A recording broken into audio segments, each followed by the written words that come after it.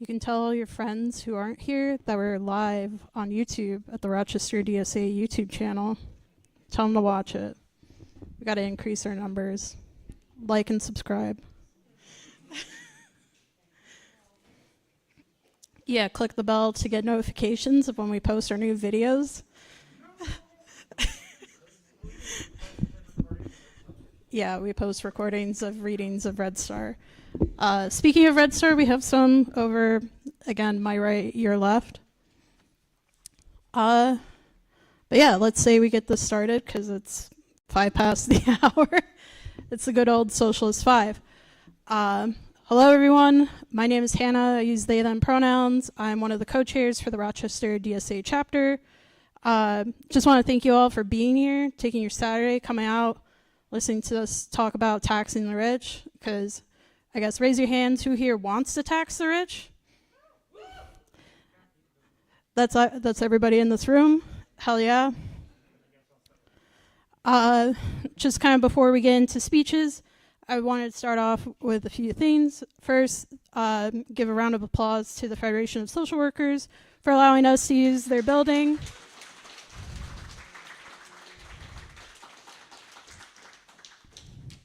Second, I want to thank the organizations that have co-sponsored the event. Outside of Rochester DSA, we have Metro Justice, Rochester Grants Pass Resistance, and Citizen Action.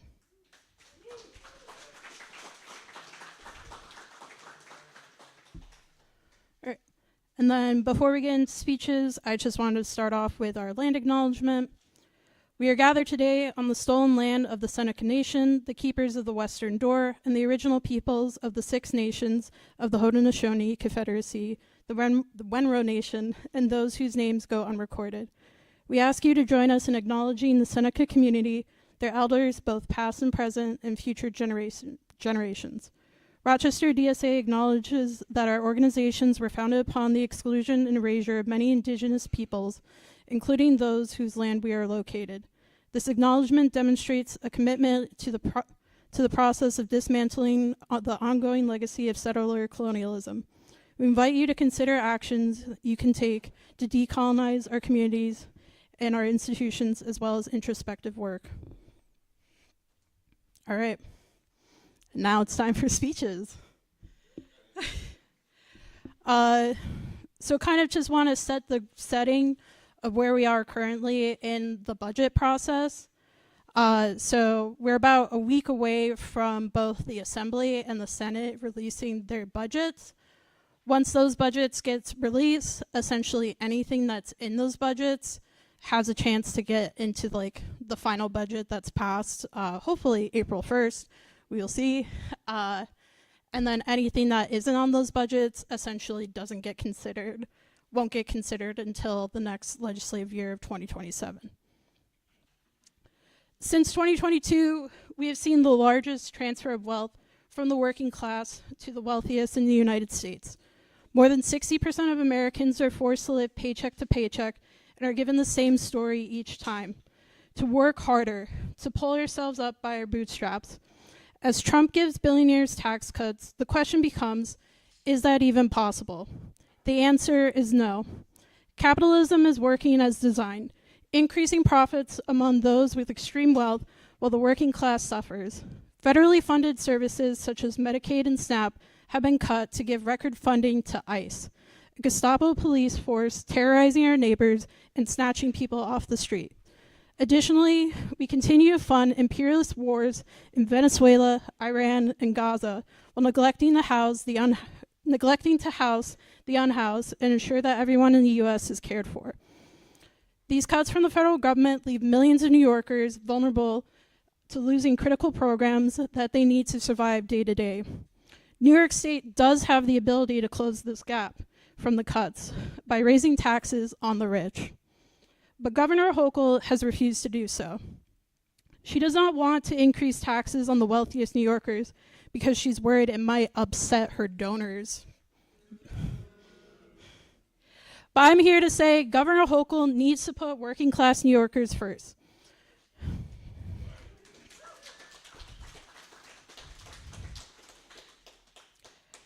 The governor's slogan is, "Your fight is my fight." Yet, yeah, ironic. But yet, refusing to raise taxes on the rich, she's excluding those that rely on government programs from her quote unquote fight. Our fight as the working class is to claim what is rightfully ours, to reclaim the money that millionaires and billionaires have gotten from tax breaks, to reclaim the profits they earned during lockdown, when frontline workers put their bodies on the line while the rich quarantine themselves inside of their homes.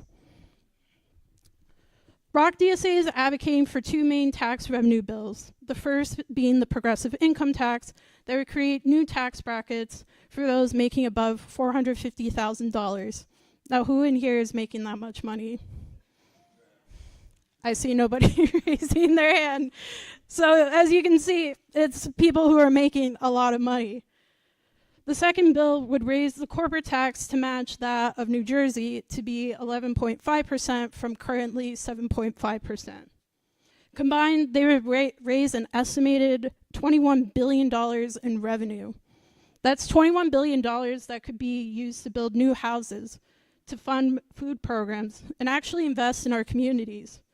When lawmakers say we don't have the money, they avoid looking at the quickest place to generate more revenue. Aside from increasing taxes, ROC DSA is also advocating for universal childcare. Now, Governor Hochul has proposed her own childcare plan. However, it's a short-term pilot program that has only been given to 3 counties. Luckily, Monroe County was chosen as one of the 3. But pilot programs aren't a guarantee. We've seen this with the city of Rochester introducing universal basic income pilot program that was successful. Yet we're still waiting to see it become a fully funded program. New Yorkers do not need pilot programs. They need guarantees. Childcare costs have skyrocketed and roughly are the same. It costs the same as college tuition, which is like $20,000 plus. So it's like sending your child to college, and then you eventually have to send your child. If you're sending your child to college again, so you have to save up twice for that. New Yorkers need relief now from these costs, not 5 years or 10 years down the line. We need truly universal childcare that is statewide. That is why we're advocating for the Universal Child Care Act. This would provide free universal childcare for children 6 weeks to 5-year-olds. Legislators also worry, saying, won't raising taxes on the rich make them leave? When study after study has shown, they actually will stay. What has been happening is the working class is leaving New York and being priced out of New York because of affordability. The state budget is due April 1st. Hochul holds a large influence over what gets passed in the final budget. So the choice is simple, Governor. Tax the rich or let millions of New Yorkers suffer.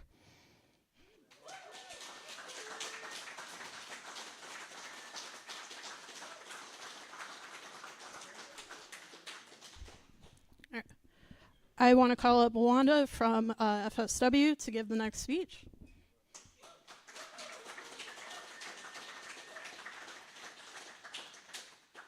Good afternoon, everyone, and welcome to my hall, Federation of Social Workers. We are happy to have you here. Just a few housekeeping rules. My president, Christina Crispin, is in the back, so I want to acknowledge her.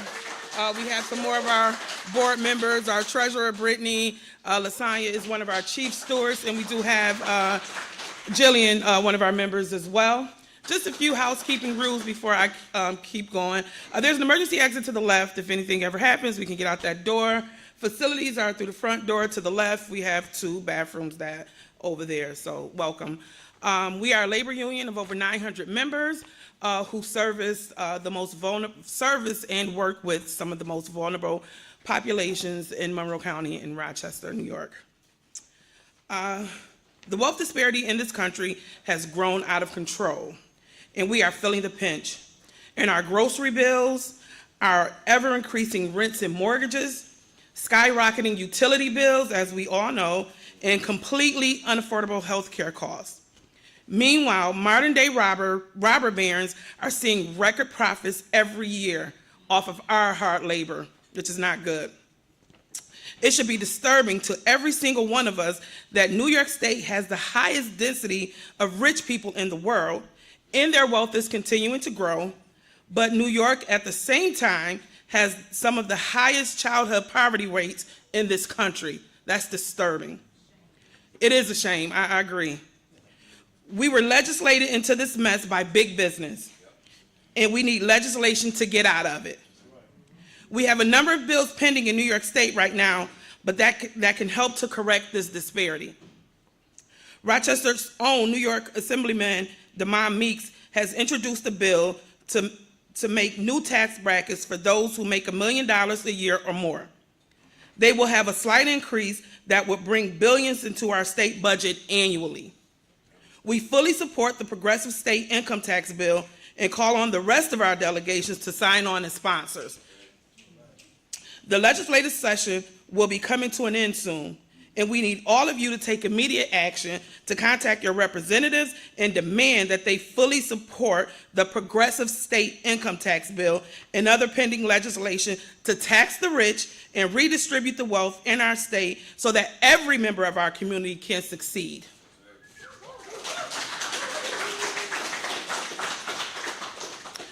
With the federal administration cutting more and more away from our state, we know that the state will be looking to fill these budget gaps.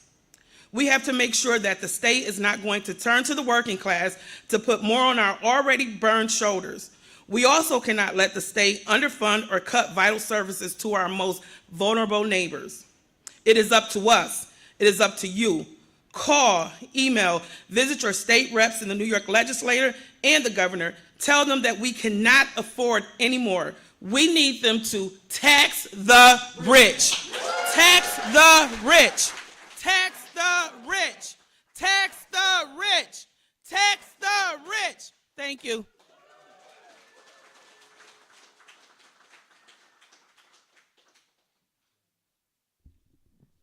All right. What do we want? When do we want it? What do we want? When do we want it? All right. Our next speaker is City Council Member Mary Lupian.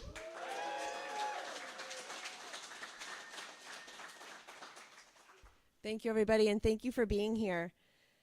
When people ask why our city struggles to provide the things that residents need most, the answer always comes down to resources.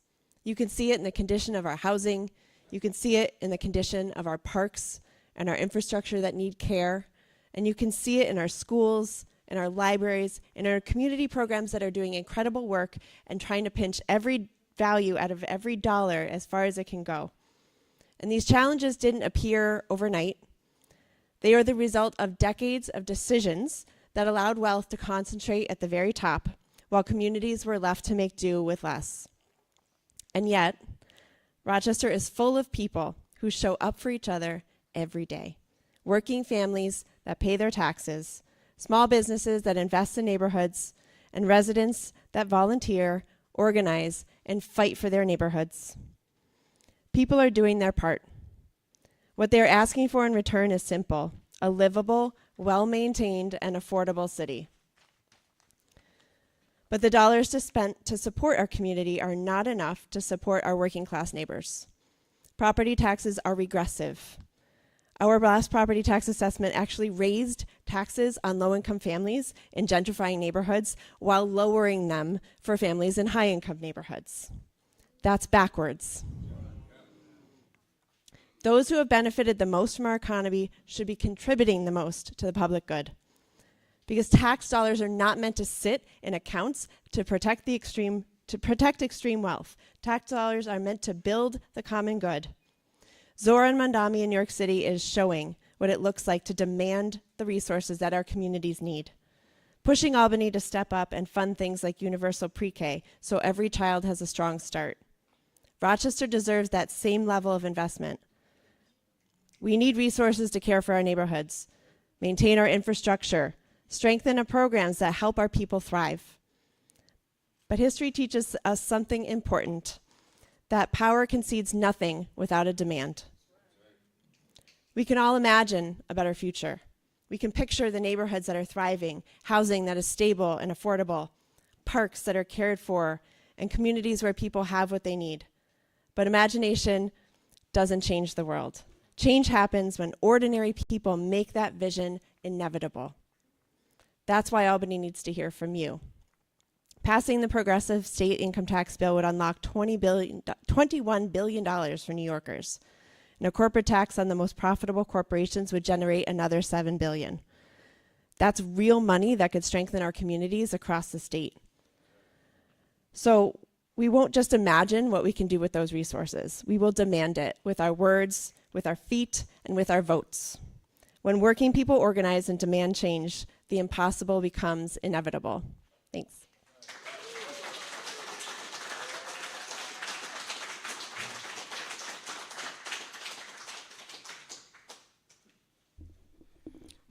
Just a quick question. How many of you have sent a letter to your representative about taxing the rich? All right. Well, soon have a QR code up so y'all can make sure this is the whole room that has sent letters to their legislators to that they want to tax the rich. So our next speaker is Carlton from Metro Justice.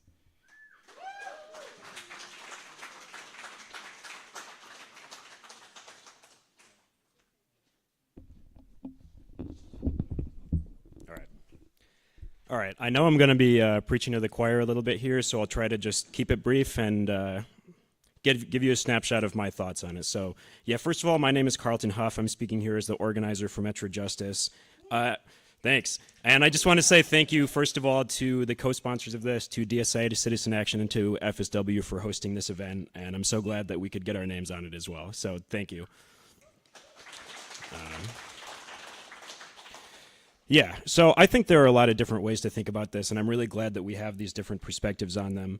But here's just one thing that stood out to me. So if we broke up the GDP of New York evenly, every single person in the state would make about $120,000 a year. So maybe that sounds like a lot to you. Maybe it doesn't. Maybe you make more than that. It sounds like a lot to me. I definitely don't make more than that. But what it is, one way or the other, is a decent quality of life for every single person in the state. So it's being able to keep up with rent. It's having a primary care doctor. It's food on the table. It's saving. It's going to the movies sometimes. It's vacations with your family sometimes. What it's not is the current reality of the situation. The current reality is that a lot of us are struggling. It's paycheck by paycheck for a lot of us. It's getting gouged by healthcare costs, gouged by RG&E, by absentee landlords, by companies not paying us for the value that we provide for them.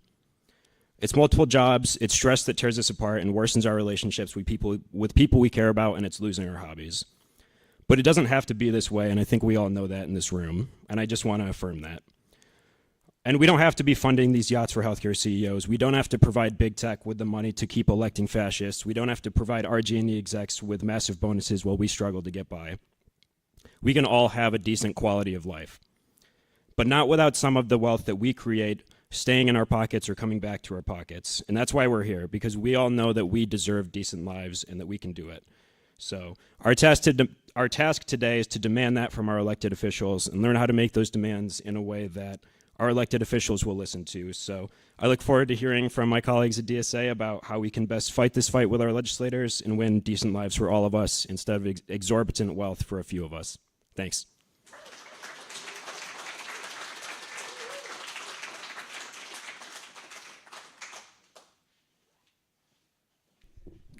All right, before I get to our last speaker, just know right now there's other events going on across the state.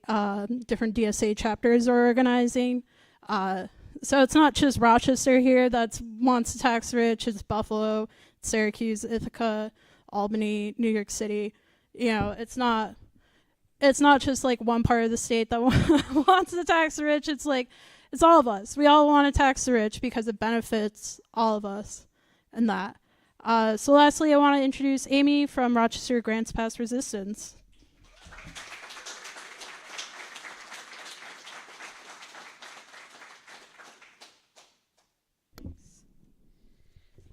Hi, everybody. I want to tell you about two New Yorks. In one, 1,500 households made $150 billion last year. That's $100 million for each household.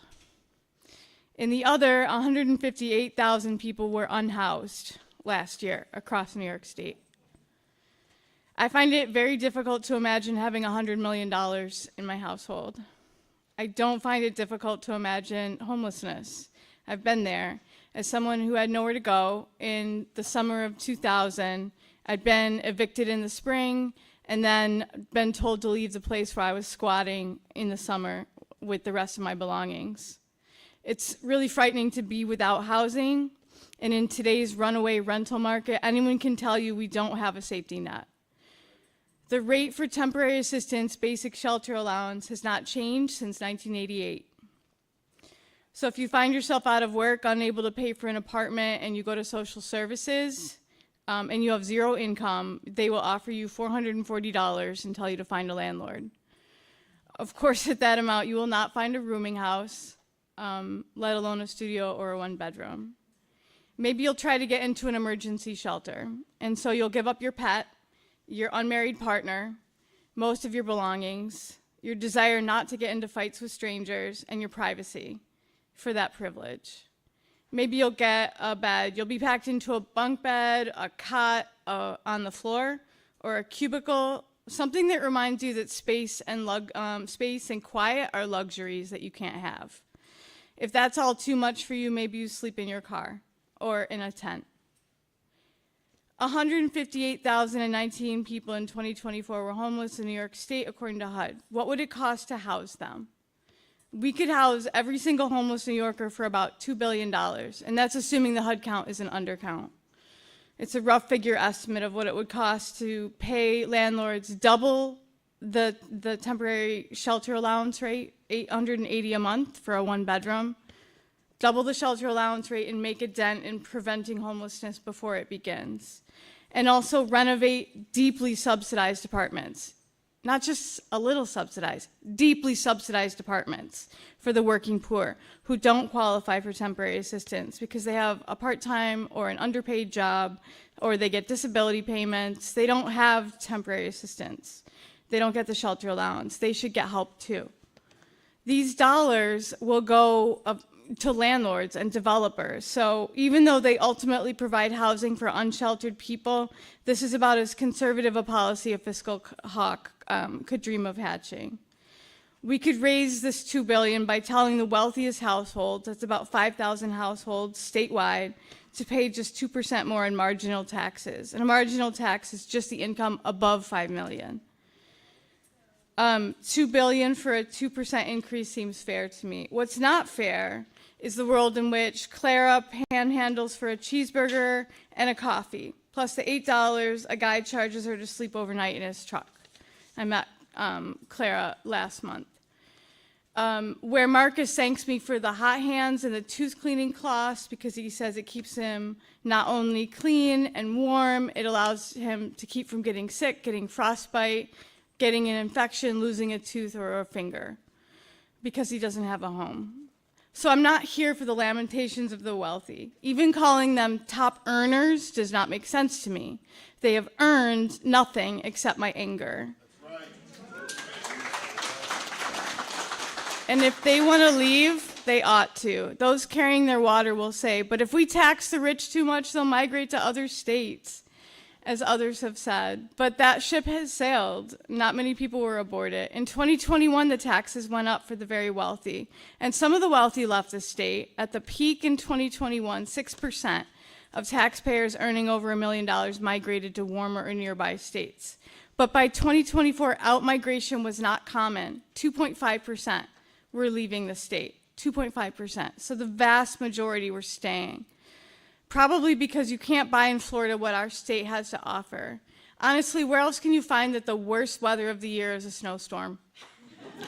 Not a hurricane or a tornado or a fire-filled drought, but a snowstorm. Where else can you find yourself in New York City or the majestic Adirondack mountain peaks all in a few hours' drive? Where else are you surrounded by this much fresh water from the Great Lakes to the Finger Lakes dotting the landscape? Where else do you find the infrastructure to easily rebuild a social safety net, which we need, if we only have the will to do it?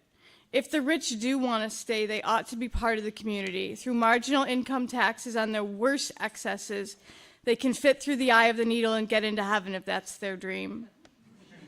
My dream is that everybody gets a home. Everybody gets to stretch out and have more to call their own than they ever dreamed.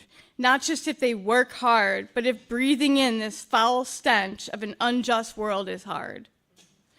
They get to pause, reflect, take time, be themselves, lock the door, let you in if you are decent, and keep you out if you're not. They get to live how they see fit in the privacy and dignity of their own home. Thanks, everybody.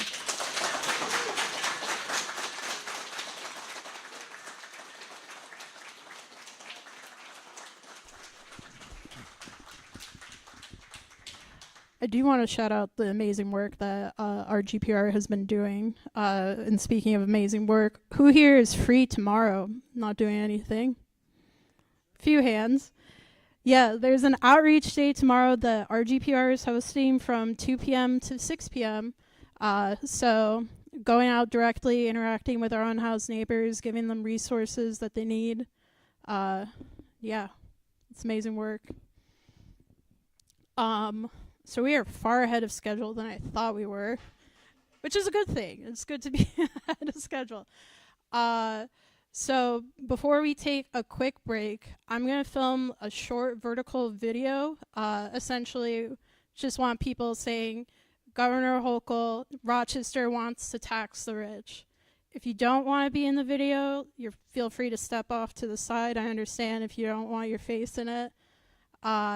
And then we're going to take probably like a 10-minute break, and then we're going to have a teach-in about the New York State budget, because who here understands how the New York State budget works?